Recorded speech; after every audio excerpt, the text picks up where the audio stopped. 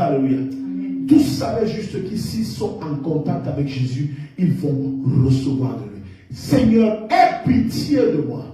Fils de David, aie pitié de moi. Aie pitié de moi. Vous savez, beaucoup de personnes peuvent vivre dans la présence de Jésus sans jamais recevoir de lui. Ah ça, je vais vous dire ça. Vous savez, on ne reçoit pas de Jésus parce qu'on est dans sa présence. On ne reçoit pas de Jésus parce qu'on le connaît.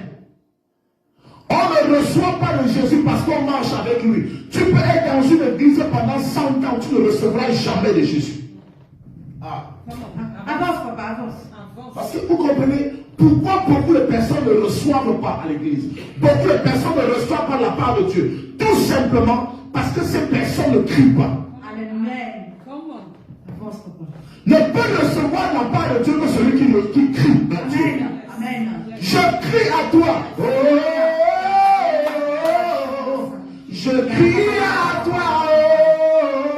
Oh. Certaines personnes pensent qu'il faut juste s'asseoir à l'église. Là où on prie, je veux aussi recevoir. Non. Avance, pasteur. C'est ceux qui crient à Dieu, Amen. qui reçoivent de Dieu. Amen. C'est ceux qui appellent Dieu qui le reçoivent.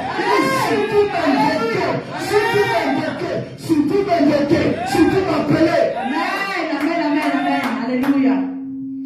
Tout le monde n'invoque pas. Tout le monde ne crie pas.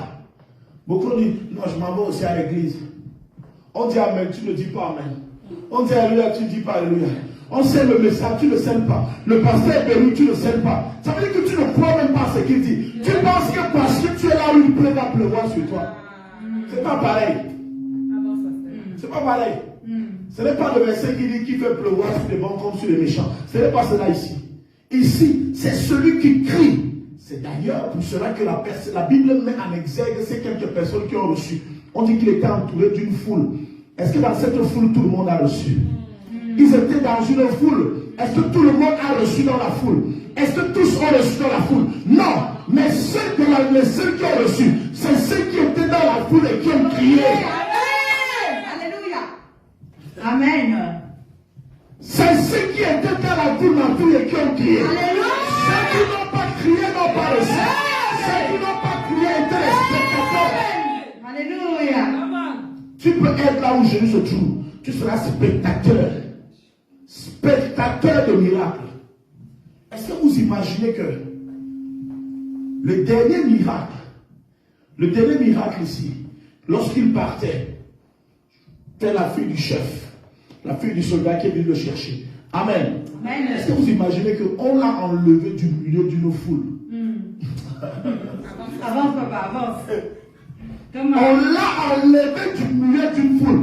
Et souviens-toi, ma fille est couchée, ma fille est morte quelque part là-bas. Viens avec moi. Alléluia. Ma fille est morte. Viens avec moi. Je t'en prie. Allons, tu vas prier pour elle. Alléluia. Allons, tu vas prier. Mais comment? Mais tous ceux qui l'entouraient, qui étaient-ils? Au point où on dit arracher la bénédiction entre vos mains. On vous arrache celui qui porte la solution. Et c'est bizarre. Parce que, comment je peux suivre quelqu'un alors que je n'ai pas de solution? Je ne vois guérir les gens. Moi, j'ai des problèmes.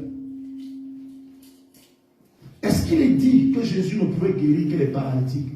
Est-ce qu'il est dit que Jésus ne pouvait guérir que les aveugles? Est-ce qu'il est dit que Jésus ne pouvait rester que les morts? Est-ce que certains n'avaient pas de problème d'argent dans cette foule? Est-ce que quelqu'un n'avait pas de problème de femme, de mari dans cette foule? Est-ce que quelqu'un n'avait pas de problème d'enfantement dans cette foule? Il fallait comprendre tout simplement que Jésus était la solution à tout problème. Amen. Alléluia. Amen. Si tu ne cries pas, tu ne verras pas agir. Amen. Si tu ne cries pas, si tu ne dis pas éternel, fils de David, aie pitié de moi. Amen. Ah oui. Alléluia. Ta maladie va te tuer si tu ne cries pas.